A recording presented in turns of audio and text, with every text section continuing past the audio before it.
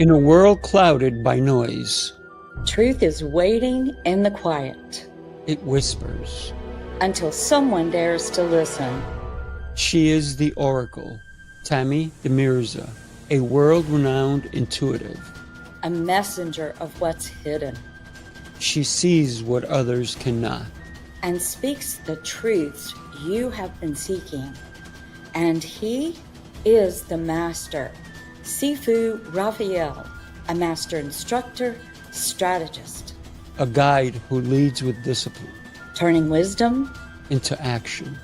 Together, We awaken what's been buried, we ignite the hunger for truth, and we challenge illusions. guiding you to your next level of power. Two powerful souls unite to awaken what's been buried. To break what's been bound and to speak what others want. The Oracle, And the Master, it's time. Good morning, Tammy. How are you today? Morning. I am great. I know every time I ask you how you are, I need to start saying what I think I'm going to say is outstanding. You are. You are. Absolutely. Absolutely. So what is it that you say every single time? I know we started with this last time, but go ahead, do it again. I'm exceptional and getting better every day. That's great. I'm going to start say outstanding. I got to remember it. Yeah, but here's the thing, right? The reason I say it is because basically on what the topic is today, right? Stop. Stop. Stop fighting. Stop fighting what is. And if I don't believe that I'm exceptional, no one else will either. That's true. So it starts with me every time, every day, every morning. It's 7:30 a.m. and I've already been to the gym. I've already had my workout. I did an incredible shower. I meditated in the shower. I let the water super clean me. And it's not any other water that would clean anybody else. And why is it super for me? Because I made it so. Yeah. So what is it? So I stopped fighting what I know I have to stop fighting. And we're going to touch upon it a little bit is doubt. I have no doubt in my life that I am exceptional. When did you get to that point? That's a great question because for me, I've been exceptional my whole life. But understanding it, Yeah. that's the reality. And to be honest with you, I believe that for me it started happening in my late teens. In my late teens, because the more I helped other people, the more I realized I was helping me. And the beauty in that is I was not selfish because the more I gave, the more I received. And I'm not talking about money. I didn't receive money because I gave something to somebody or helped somebody. I received that inner wisdom that no one could ever take away from me. Mm. And so when you stop fighting what is, man, the universe opens up. People open up. There's such beauty in finding out who we are. Yeah. Every day we have that choice. We can fight it or we can stop fighting it. What is it for you, Tammy, that you've stopped fighting and realized that the exceptional person that I'm seeing before me is exceptional? I'll tell you, for some reason, my mind is going back to the homelessness Mm, and waking up in the heaviness of it was almost seafood like I didn't want to wake up because there was some peace, at least while I slept. But then mm, when I woke up and the reality was so different, and it was you're homeless, you don't have money, you might have, I might have woken up that day with 50 cents in my checking account, or I would wake up worried. I would wake up in victim mindset. I would wake up in, why did you do this to yourself? Questioning. I think Mm, that's one of the worst forms of self-abuse that I know of, is questioning ourselves and why we did things. So that to me was fighting. And what I would have to do, Sifu, literally, there were so many days during that period of time that there was no food. There was no way to even pay where I was staying at a mhm. hotel. I was living at a hotel. It's crazy, but I was. Wow. And I wasn't on the street, but I did not know if I was going to be able to sleep there the next night.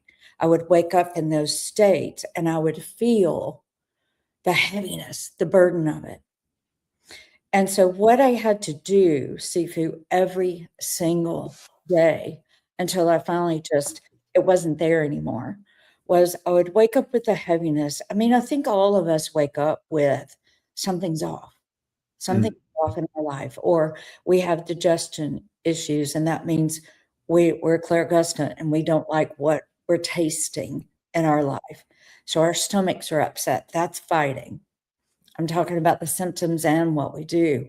And I think for me, I knew inherently, if you don't get past your mindset and the way you're thinking about it and beating yourself up and questioning and wondering why he could steal everything. How can a human being do that to another human being and not even have a conscience? These are all things that were in my mind.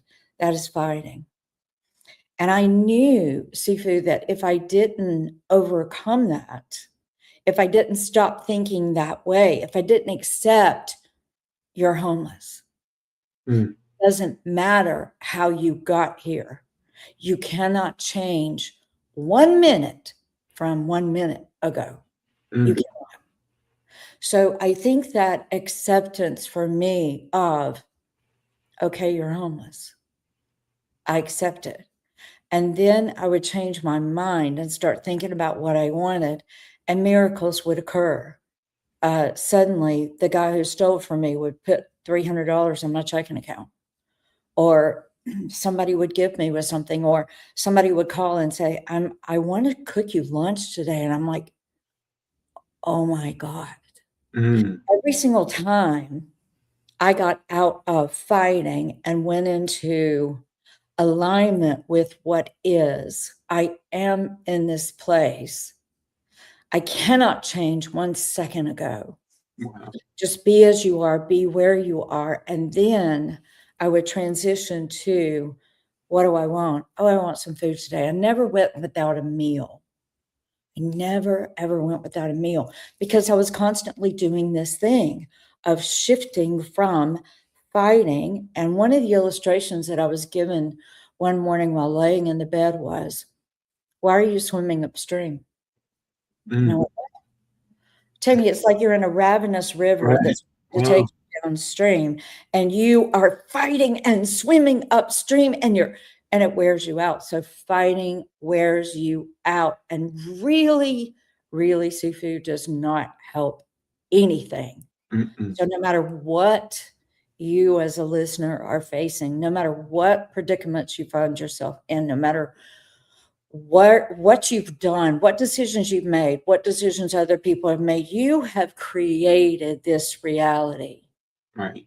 And I'm going to tell you a really cool secret. If you've created this reality, which you have, and you accept it and you stop fighting it, then you can create a new reality.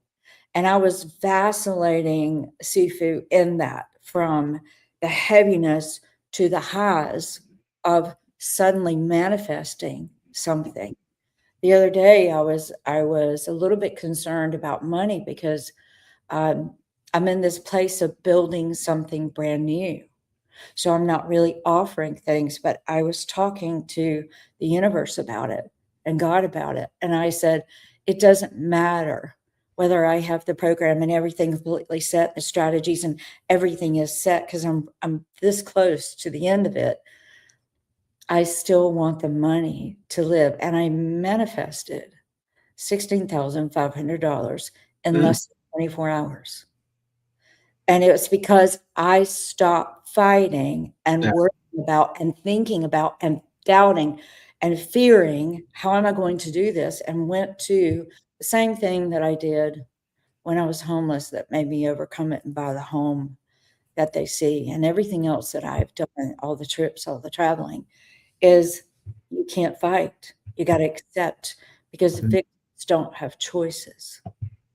no. Mm, Victors do. Yeah. wow. That was powerful. When you think about the fact that you manifested what needed to happen next in your life, because you didn't stay there. You did accept that you were homeless, but that doesn't mean you have to stay there, right? That's it. That's it. If you think about life, life is a journey. It's a train ride, bus ride, plane ride, rocket ride. Sometimes it feels like a rocket. Sometimes it feels like you're walking backwards, Yeah. but it's still a ride, right? And it's what we do with what we've been given. And when we can accept what we've been given and then build from it, because I think every mistake is also something we have to accept. Because when we make a mistake and we try to blame someone else for that mistake, it's going to bite us in the butt, right? I Yeah. rather own my mistakes.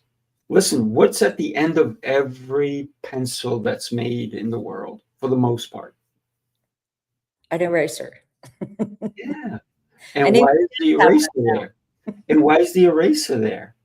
Because we all make mistakes, but we all try to use an eraser in our life. We cannot erase our mistakes. We have to own them. That doesn't mean you always put them in front and say, hey, look at this, look at that. Look at the people who get tattoos and then later on go, oh, and they got the name of somebody and then they break up. And then all of a sudden they're rushing to the tattoo parlor to cover it up somehow. And maybe they put a bird on it or a dragon or whatever it is. But that's not initially what they wanted. And they made a mistake, so they try to cover it up. One mistake that people usually will never cover up is if they put their children as a tattoo, the name of the child. Mhm. Uh, but that doesn't mean that you love them any more than somebody who didn't put their name. I have zero tattoos on my body. I am tattooed because this is what God gave me, and this is all I have. Right? This is how I show up. But different people, and I'm not saying there's anything wrong with a tattoo, but it's a way of identifying oneself. So, do we stop fighting who we are? Do we stop fighting what is and try to cover it up? Let me ask this question to anybody listening. For anybody who believes in heaven, will your tattoo show up with you? Will your if you've been an alcoholic, will you be put in a separate area? All the alcoholics to the left, all the people who had DWIs to the right, all the people who hurt somebody but then reclaimed themselves and said sorry, they go over there. No, I don't think that happens, right? If we believe in heaven, I think we all go to heaven as who we truly are inside. And so stop fighting who you are and go for what it is. What is it that I am? Who am I? Who did I wake up this morning as? Did I wake up as the person who made a mistake yesterday? Or do I wake up renewed? This is why I had such a powerful shower this morning. And I said I meditated in my shower, right? So I do two types of showers in the morning. call me crazy. My first one is really hot, hot, hot shower. And then all the way to freezing cold. Whoa. And I do that for anywhere from 3.5 to 4 minutes, right? Cold, cold, cold, cold. And I don't procrastinate. Oh, am I going to turn it from hot to cold? Am I gonna turn that knob? Oh no. Do Oh, it. let me count to 10. Oh, let me count to 20. Oh no. Let me try it. Let me do it again. Oh, no, none of that. It doesn't happen. I'm like, boom, one shot, one instant, because I'm accepting what is going to be happening. I'm going to actually enjoy the cold as much as I enjoyed the hot. And some days I enjoy the cold even more. And but that's a wake up call and it's a meditation, right? When the heat is coming on, I am fully in a meditative state. I am in gratitude. When the cold comes on, then people come into my mind. People who may be going through a hard time, people who need an extra prayer for them. And that's who goes through my mind. So I'm always in gratitude, but there's different ways that I go into gratitude. I start with me, right? I'm alive. I woke up. Woohoo! Yes. And then I thank for all the gifts I've been given. And then I ask to be able to share those gifts. So, what is it that I need to do today? So, I stop fighting what it is that I need to do today and just do it. Just like going from hot to cold, there's no debate. It's a one instant decision. I don't even make a decision. I'm like, oh, hot is done, cold is on. And just yesterday, when I left the house, I got to the gym before 5 a.m. It was uh, it was 9 degrees and it was below zero. What it felt like. The wind chill. I didn't wear a winter coat. I didn't wear that. I wore my t-shirt and I wore a hoodie. I got in my car. I got to the gym because when I got to the gym, I don't want to have to go to the locker room and take off my coat and put in the locker. I get in there. I put my keys in a pocket. I walk in. I do my thing. Mm, But it wasn't the weather that was bothering me. Nothing was bothering me. mm. That's the beauty of it. It was a decision that the minute I woke up, I'm going to the gym. And most people who've had shoulder surgery like I have would not even consider going to the gym. But you're not normal. Well, thank you for that. You and everybody who knows me keep telling me that. I got to wonder at that. Yeah, But this is what it is, right? I see you. Stop fighting it. Stop fighting who you are and be. You know, there's a really kind of heavy story that leads to something beautiful.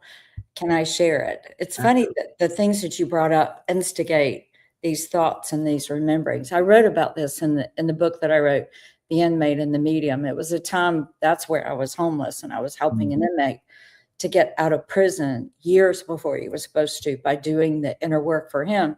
But I was also doing the inner work for me because I was homeless. Right. So I was living in the hotel. I mentioned that earlier, and there was a maid. She was actually the head maid. And I'm in the gym. They had a little tiny room that was a gym, and I'm in there, and there's this blonde-headed woman that comes in, and she's like, "Who are you?" I know, "Yeah, who are you?" I mean, I need to talk to you. I need Mm, to know you. And I finally just told her that I was a medium and that I was an intuitive, and she starts screaming. And I said, "If you don't stop screaming," she said, "I can't believe I'm in the room with somebody like the Long Island medium." And I said, "Do I look like the Long Island medium? I don't act like her either." But there are different levels of mediumship, and I call myself an intuitive because people, there's a lot of bad things about right. mediums and charlatans. And so she's still kind of in this state of wanting to ask me some questions. Mm, And I'm like, she said, do you ever do anything like the Long Island Medium? Do you ever just walk up to somebody? I said, only when I'm asked. Well, guess what? This maid walks in and she's working on the soap dispenser and it's not fixed and she's lingering and she's hearing Kathy, this other lady, talk to me. And she's not moving. She's paralyzed, Sifu. And finally I said to Kathy, I said, you asked me if this ever happens. It's happening now. Can I trust you? Because this is going to be intense. Can I trust you to not scream, to not get excited, but to be calm so that I can talk to this lady? And she said, yes. And I looked to the maid and I said, you're waiting. She said, yeah. I said, let's go. And so I said, do you mind if I share something? I always ask permission. Even if I'm asked to do it, I'll ask permission. She said, yes. I said, your son is standing to your left. And he wants you to forgive yourself. Wow. And she starts bawling. And she's down like, I can't forgive myself. And I said, well, he's wanting you to know that he's dyed his hair blonde. He's very happy. And you had nothing to do with what happened to him. And by the way, he doesn't like the tattoo you put all over your chest. Wow. And she pulled her shirt down and his face was tattooed. And it was a guilt stamp. Wow. So every day she would wake up and see her body as she bathed, as she dressed, as she clothed, as she put her makeup on. She's seeing her son's face. I said, your son looks just like the tattoo you've got on your face. He doesn't like it. He doesn't like that you stamped your body for guilt, for blame. And he wants to communicate with you. And while the blame and the guilt is there and the shame, you can't communicate with him. And I said, you're a medium too. Wow. And so she broke, and I asked her 4 times, can you forgive yourself for something you didn't even do? And I told her a little bit about the murder. He was murdered. And she ended up crying and hugging me, and Kathy starting to get, oh, I can't believe it's like TV. And I'm like, Kathy, you got to stop or I'm going to have to ask you to leave. And it was just this beautiful healing that was going on. And about a year later, I was, it wasn't even a year. I think it was about 6 months. And I was sitting in the home of someone that I had become friends with. And I was staying with him for the summer because he wanted to go up north to Michigan, and Jan didn't want to leave. There's a whole chapter on Jan and Peter. And before you go on, because I want to hear this, right? I had no idea you were going to tell us the story about this woman with the tattoo, and there I am talking about tattoos and how somebody may want to cover it and change it, and then you bring up this story. This is really well, incredible. you instigated it, Sifu. You're welcome. I'm like, oh my God, I have to tell that story because it's so relative to what you said. And guys, just for the record, Sifu and I did not script one thing on our show. We are here in the flow, not fighting, not needing to control anything. We're just going with the flow. And then when he does this, I do this. And when I do this, he does that. So what ended up happening is that I'm a little later, and she would come to me and she would cry and she would hold me. And then I ended up being asked to give a bunch of clothes away. And she was about my size. So she was the only one out of all the maids that could actually wear my clothes. And it was beautiful. There was a healing every single time we saw each other. The 4.5 months that I lived there, I think it was the last 2.5 months after that happened. But the point is this. I don't even think we make mistakes. I think that we boldly choose specific curriculums spiritually. Here's the kicker. If you created it, you have the power to create something new and overcome it. And you can't overcome it while you're fighting it. So her fighting, my son died, my son died, my son died. He called me. the death was horrible. When I'm watching TV with the friend that I had, and they all knew that I was homeless. I mean, and they absolutely loved me. Well, I cooked. So Jen didn't cook, so I cooked the whole time Peter was gone.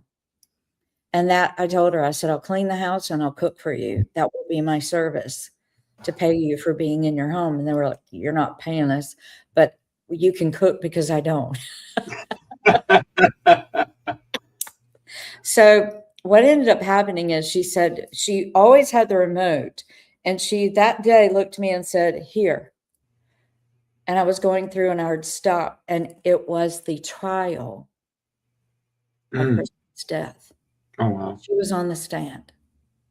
And I have to tell you something, and I'm tearing up a little bit. Knowing what that woman had gone through and the torment that she had gone through, and then knowing that she said, I know my son is with me, but I can't hear him. I said, because of your guilt, blame, and shame is a filter system. Right. You can't process information through that. If you lay that down, you will be able to communicate with him on a regular basis until he decides that's enough. I'm going to go do some other things, but I'll come back and visit. And they do. Sitting there watching just a little bit of that trial and knowing what a breakthrough she had had, I'm crying going, this is not as torturous for you as it was.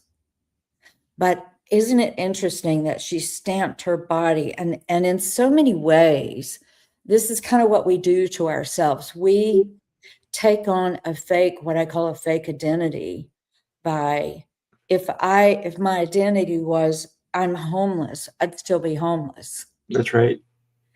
Whatever we focus upon expands and grows and gets bigger. So what has happened to us is not our identity. There's nothing to fight. It's not even a mistake. You agreed to go through this. And I said, your son's happy. And when I told her, I said, by the way, he's telling me over and over again to tell you that he's blonde-headed now. She said, he always wanted to be blonde-headed.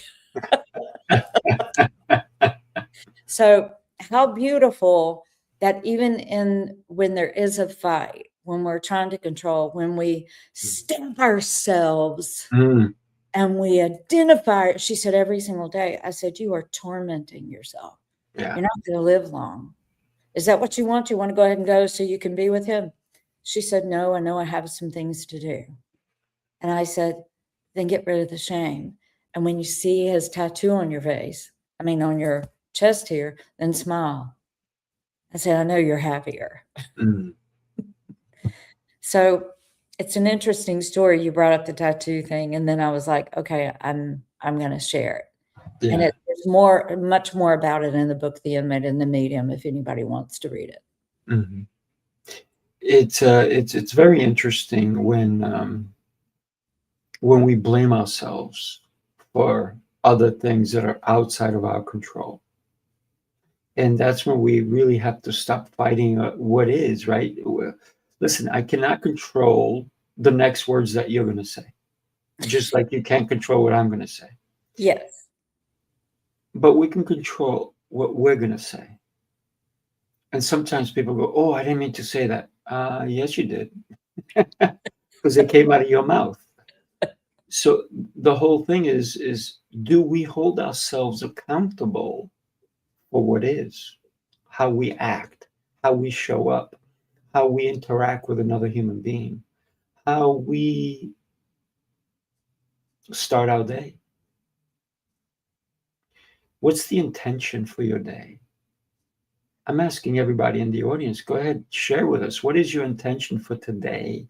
What is your intention for tomorrow? What is your intention for next week? What plans do you have?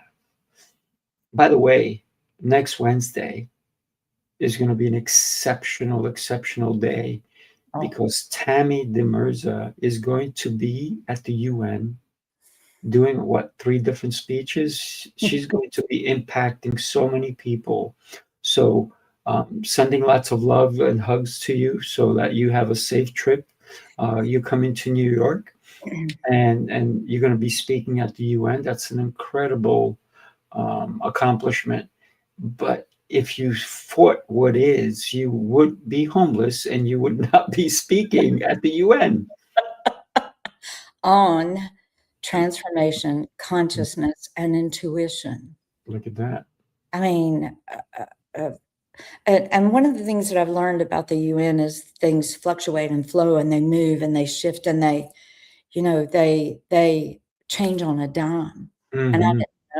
I didn't know a lot of this. So even in preparing, there's a 5-minute speech, and then I've been given the keynote speech at the gala.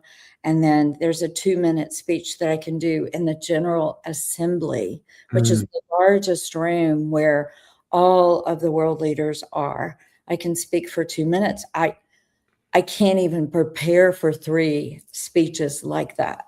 Mhm. So some of this is going to have to be in the flow. There have been changes, there have been dynamics, and what are you going to do when suddenly the concept and what you were told changes? If you're fighting, you're going to get paralyzed. That's it. That's it. One of the things that I see people do so often is they check out. They completely check out. That is fighting it in a way. And I'll tell you an interesting story. I do life and breakthrough transformations, and I have this little Peruvian that is a spitfire.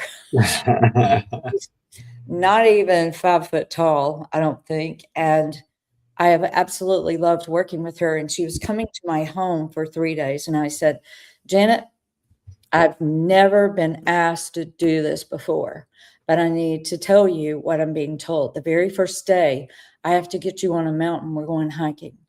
Mhm. Like, let's go. I said, seriously, unless you change, unless something in you shifts, I have to take you hiking. And the hiking trail is not easy. It's Mm. 4.5 miles. Don't be afraid. If you think about hiring me, I'm not going to take you hiking. I've done this once. And I would tell her it's not really that bad of a hike because I don't hike that much, and 4.5 miles was easy. Right. Most of it is going downhill on a gravel road. But the worst part of it was just a short piece. And I turned and looked and I said, okay, this is the worst of it. Once you get past this, you're at the top. And Mm. then it's smooth sailing for more than 2.5 miles. And I'm in front of her because I'm leading. And all of a sudden I said, what are you doing? And I turned around and looked at her. She said, I checked out. I said, you checked out of your body when it needed you the most Mhm. to climb this mountain. Now, Sifu, you could actually probably go into that a lot deeper because you're a master of the martial arts. You're a master of being in the body and having the body move and perform. So for you, this story is even more striking than it Mm. would be for most of our listeners or even me. And I'm like, Janet, does it make sense? I said, let's sit down for a minute. I'm going to use this moment. Does it make sense to you when your body needs you the most? You checked out of it? Mm. And she went, this is what I'm doing in every single thing in my life, including my business. And this is why my business is struggling. Right. And guess what? Her business didn't struggle after that. Mm. So she also one time was here, and I talk about this thing called the Cobra effect, where the universe brings up the Cobra and it's dancing in front of you and it's formidable.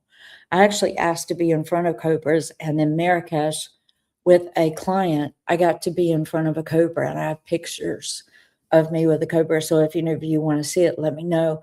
I'll let you see it, or I'll try to. My phone's not near. I'll We'll send send it to it you. to me and we'll put it up on the screen Oh, next. okay. Well, it was fascinating being in front of those cobras because I talk about them all the time. And when it's dancing in front of you and it's flared, you can't look around it. It's poisonous. It can kill you. But Mm. to me, the universe is bringing up what I call the cobra effect, dancing in front of you, and you can either dance with it or you can fight it, and it will fight you and Mm. bite you. And this is really how the universe works. And so I was talking to her about that cobra effect, and I said, I don't know why, but we need to leave right now. Do you trust me? So, of course, wherever you tell me we have to go to experience something. I said, we're going to a lake, and we're going to walk around the lake. For the first time ever, Sifu, I've been at this lake probably 100, 200 times. Mm. The first time ever, we're walking around the lake, and this man is walking, and he has a snake, and he's holding it, and it's more than 6 feet tall. Am I? And he's walking around the lake with this snake in his hand. And I said, I'm sorry, do you mind if I talk to you? And he was like, no. And I said, what are you doing with the snake? And he said, well, I found it in my father's yard right over here, and I didn't want it to bite my father. So I brought it over here to the lake, and I put it in the lake, and the snake came right back out of the lake. So I picked it up again, and I threw it back in the lake, and it came out of the lake again. And now I'm just taking it back home to my dad's yard. Janet and I were dying laughing, and I said, That's very funny. talking about snakes, the universe says you're going to see a snake. Mm. Yeah, yeah. So, Well, the snake said, I'm not going in the water. I need to go back to your dad's yard. why fight what is okay? Mm. His fear of the snake biting his dad, which I don't even know if the snake was poisonous, but his fear made him try to do something that is out of scope and swimming against the flow and, making things hard. And there's no Right. telling how long that man spent on that snake and That's throwing funny. it in the lake twice. And it would just come back out. And I was like, but this is how we act, isn't it? This is how we act. We keep trying to control things, or we're beating ourselves up and we're hiding in a corner. Yeah, yeah. It's very interesting when we can look at nature, but we can also see our part in nature, Oh, because yes. we don't always think that we belong in nature, but we actually do. And when you can get into an environment and you can connect with the environment, this is why so many people talk about grounding, right? We need to ground ourselves. And so many times we're fighting it. And so I had a conversation with somebody who lives in a high rise, and they live in a city with concrete everywhere. And I said, take your shoes off, even in your own apartment, because it's all connected. Take your shoes off so you can ground yourself. Even on concrete, the concrete goes deep. Eventually, it's going to ground to the earth. And so this is one of the reasons why when I come home, my shoes come off. It's the very first thing I do. First thing, my shoes come off. I need to be grounded. And I think that the more grounded we are, the deeper we can think, the deeper we can relax, the deeper we can stop fighting what is and just we're animals. We're just a smarter animal. We're a more capable animal. We can plan, we can negotiate, we can do things. Because think about this, an animal in the wild doesn't think, huh, I'm going to watch Netflix and eat some popcorn. No, it does what it has to do. It doesn't fight. It doesn't fight the weather. It understands the weather. It knows it has to create shelter. It knows it has to go hunt. It knows where the water is. It knows all these things because it allowed itself to stop fighting, including that snake. That snake said, I don't want to be in this water. This is not where I belong, right? I'm going to come back out. And it was that man who kept not understanding what that snake needed. That snake needed to be back on ground, not in the water. Yeah. So, Isn't that fascinating? And she was dying laughing because she's like, of course. And I said, Janet, this has never happened before. And that is how it is when I'm working with clients. Things that have never, ever happened before that relate to what we're talking about, the universe will show you. mhm. So, what would you say, Sifu, is the number one key to really not fight. That's the first step, I think. Stop fighting. What would you say you do, or you could offer to the clients? Good morning, Jose. Good Love you. morning, Jose. Good morning. What is it that clients, what? Say that again, please. What is it that you would say is the number one thing to do to stop fighting? You said it to me in private. You said surrender. Yes. Let's talk about surrender because it takes courage to surrender. Yeah. Surrender in the moment, even in battle, right? You're not going to win every battle, but we're not in a battle. We're in a war. Yeah. Every And day, mhm. I don't battle whether I'm going to go to the gym. That's part of me putting on my armor. That's part of me getting ready for my war. That's part of me surrendering to who I must become. I am a warrior. I will always be a warrior. And I will help others become warriors too. Because too many people give in to temptations and they're surrendering in the wrong way, if you will. They're surrendering to all the things that are going to be negative in their lives instead of seeing what's in front of them and the positivity. People who struggle with their weight is because they're surrendering to the wrong thing. They're not putting on their armor. They're not saying, I'm a warrior. I have value. I am worthy. I need to live a long life so I can conquer more things in this world. Not conquer so I can dominate over them, but conquer so I can help others. So for me, you were 1,000% right when you said surrender. I was like, that's beautiful. That's a great word. And so many people are going to interpret it to meet their needs. What does that mean to you, Tammy? Oh, it kind of takes me back to what I was saying about homeless. And if you're just tapping in, go back and listen to from the beginning. Mhm. Surrender is I accept what is. I move to neutral. Mm. Because really, when we're fighting something, we have a narrow view of it. Right. And I tell my clients, it's almost like you're trying to look through this tiny thing when let's take the hands back and look broader, because in everything, the law of polarity and so many universal and spiritual and physical laws exist.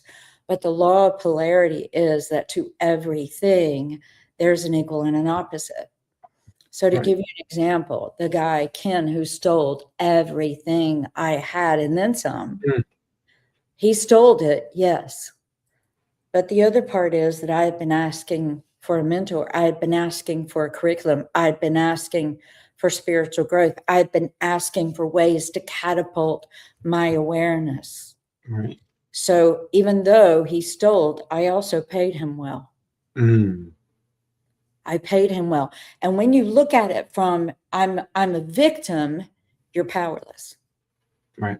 And you're going to fight, because the fight, flight phrase and the other word that I use that starts with an F is what is an animalistic behavior. But when we surrender, we're not seeing that. We're just saying, okay, this is right now. Only right now. It's just this moment.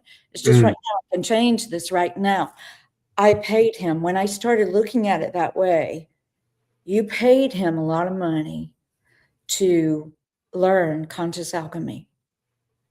That is worth so much more. And I have manifested so much more Mm-hmm. because I went through that homelessness. Right. So the value and the bravery of me saying yes to Yeah. Spirit, when Spirit said, are you sure you want to do this? We got a curriculum. Are you sure? Yes, let's do it. You know, I'm so glad I said yes. But if you're only looking at it from one viewpoint, then it's really like trying to look like this. Let's open our eyes. And surrender is not only I accept what is in the moment, but I'm also going to look at the contrast. What is the good? What is the bad? What is the right? What is the wrong? What is the up? What is the down? We are in this reality to experience these contrasts. Yeah. We're Yeah. going to have them. I don't know why we fight when issues come, symptoms, what I call them, come, because they're actually gifts and we can use them and then we can make new decisions. That's what the laws of attraction say. You're experiencing that which you do not want. So you know what you want, so you'll order it.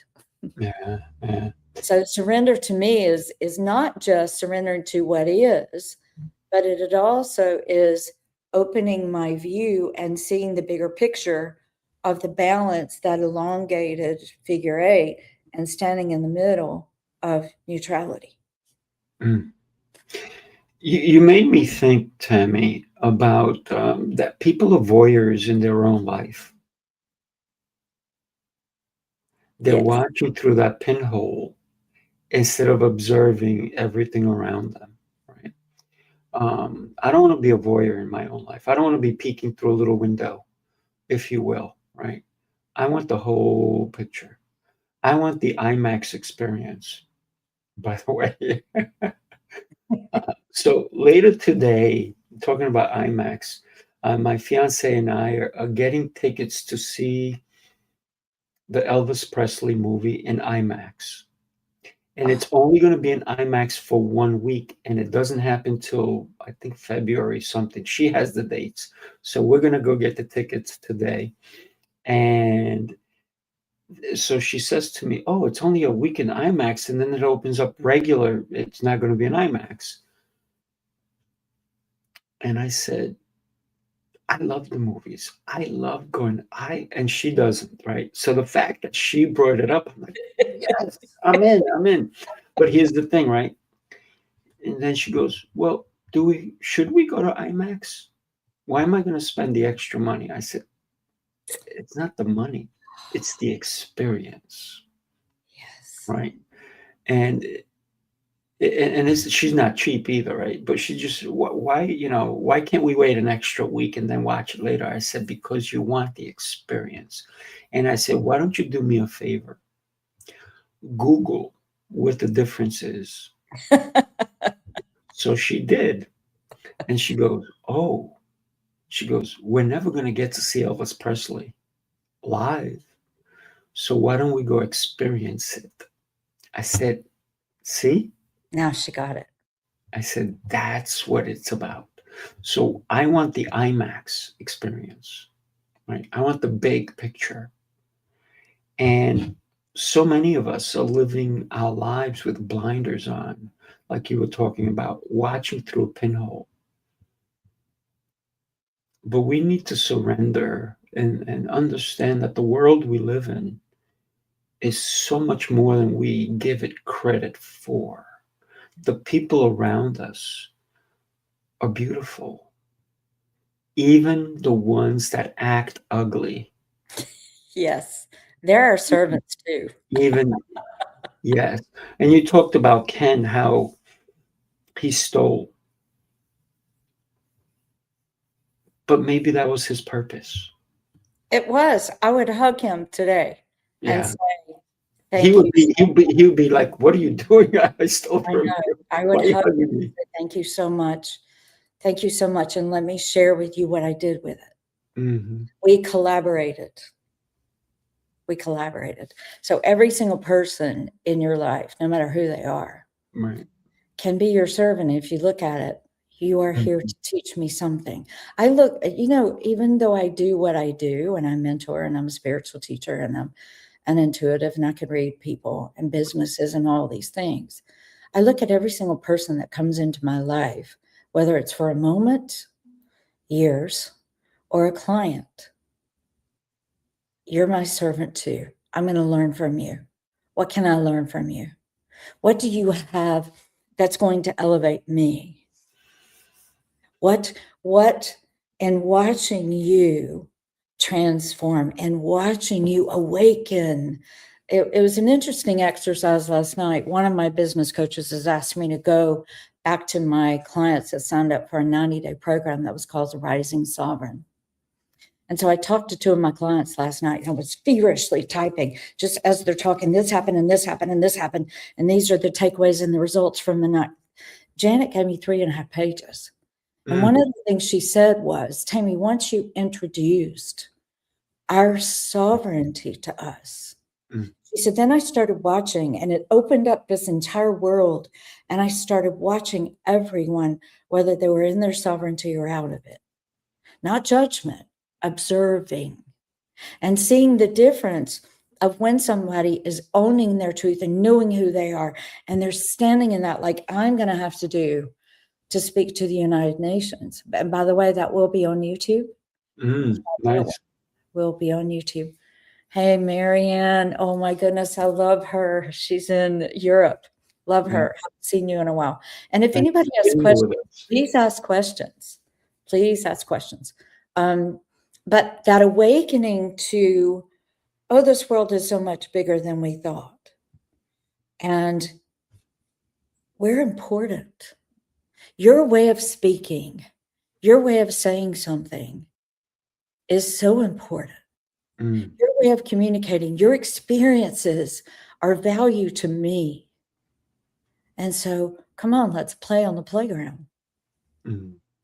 One of the things that you talked about earlier is that you have a 2-minute window to impact. And a lot of people go, oh, I can talk forever. Yeah. And a lot of it becomes nonsense, right? When we talk, our words matter so much. This is what I coach people on, because I'm helping people get on stages and be better at podcasts and all these things. But it's the words that we use that will impact someone else. How do you shine your light if it's flooded with nonsense, right? With dirt. So it's about cleaning your lens so that you can shine it brighter. And a 2-minute speech, I forget who said it, but they said, if you have me talk for 3 hours, I don't even have to prepare.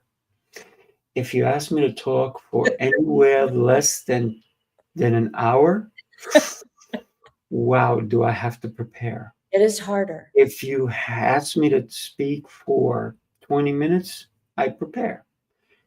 The shorter the time, the more preparation that goes into it. So a 2-minute speech could be a 6-month preparation. It could be a 4-month preparation. It could be hours upon hours upon hours upon hours. If we all remember Steve Jobs, whenever he did a presentation of anything new coming up, and everybody's been following his footsteps because he set up a great concept for everybody to understand. Less is more.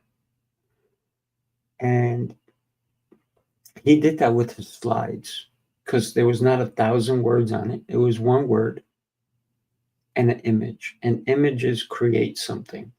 And so for that slide, for that word, he didn't just say, put this word up on the screen. No, it took hours to come up with the right word. Yeah. One word.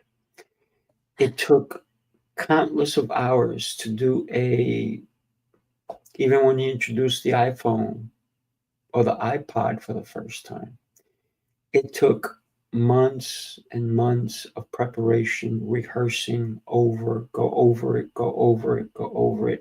It's not right. It doesn't feel right. And so that's how we become brilliant, by continually cleaning our lens, cleaning this and here. What we do in the morning, what we do in the middle of the day, what we do before we go to sleep. How do we start our days? So stop fighting what is and start working with what is every Yeah, day. I didn't even know that I was going to be given this opportunity in the General Assembly. And then there's another one that I may be speaking at. And I'm like, how how.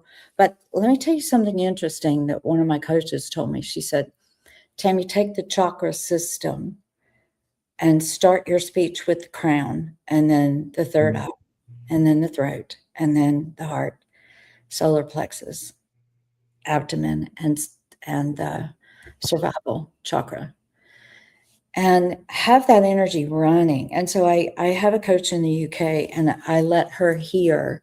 I had a one-on-one with her with Nick Staub's program. And her takeaway was, I didn't tell her. And I said, part of this I'm going to have to read because I still don't have it memorized. And I said, so she said, well, first of all, I couldn't tell when you were reading and when you were speaking and your tone and the way that you're doing it. She said, but something weird was happening to my body. Mm. And I said, what? She said, well, my crown chakra just started opening up and it was itching and it was, and then it went to my third eye and then it went to my throat. And she started describing. And then she said, then it came back up to the heart. The very last words you said brought me back to the heart. And I went, you're not going crazy. That is the main thing that I have been working on in my speech is the energy, not for me to project it.